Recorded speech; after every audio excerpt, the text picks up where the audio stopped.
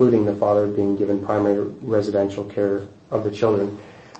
Karen, in her own testimony, admitted to withholding the children from me and therefore breaching an award that Mr. Bowlby had in fact put in place. If we can turn to paragraph 66. 66? Yes.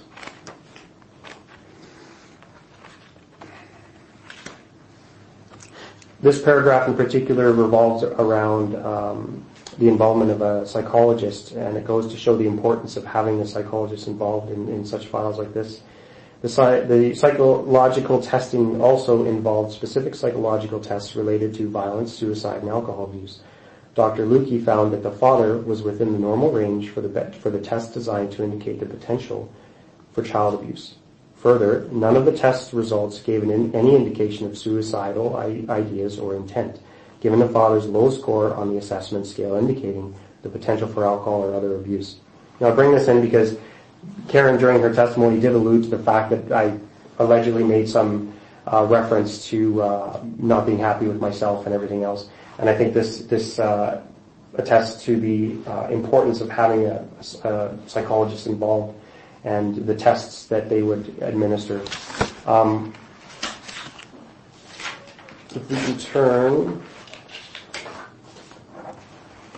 paragraph 87, please. This I found is a direct correlation with Karen.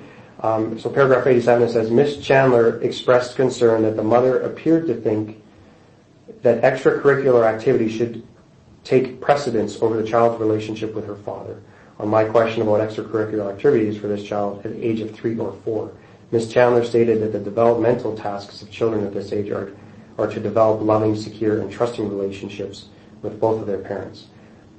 Karen has shown through her testimony that she clearly believes that extracurricular activities should supersede developing such a relationship with their family, including their father.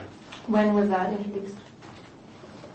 When she started going on about soccer and how I wouldn't take them, and that regardless of the parenting time, it needed to happen, and that I wasn't being involved. Oh, she made it very clear. So you wouldn't take them because they were doing their development? That's not what I said. Well, you didn't present any evidence. No, it's not for you to say that right now. Let him finish, please. Go ahead. We can turn to paragraph 170.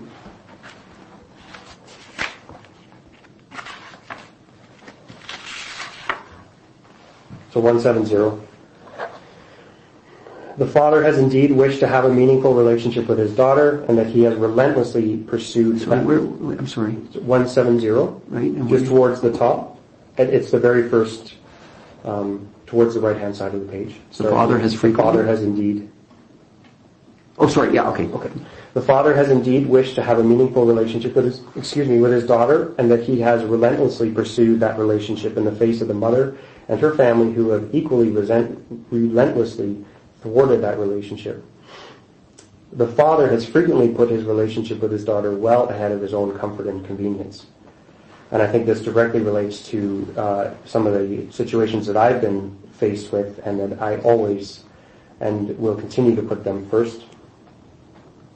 Just below that, on paragraph 171, throughout, in his affidavit evidence and in his viva voce evidence, the father has repeatedly assured the courts that he supports the children's relationship with their mother and with their siblings. I have no doubt that he will continue to do so.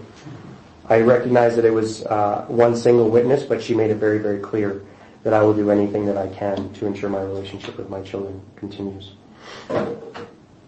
So just down to paragraph 173. I find that this parent is the father, and that it is in the best interest of the child that she live with the father, and that the mother have appropriate parenting time as is possible in the circumstances of this family. And if we can go down to 174. I am awarding primary parental decision-making and primary residence to the father. The particulars of parenting time with the mother will be addressed with the parties and with counsel, taking into account the relative schedules of both the mother and the father. So this particular award, I think it relates very much to us. It's clearly a high conflict situation.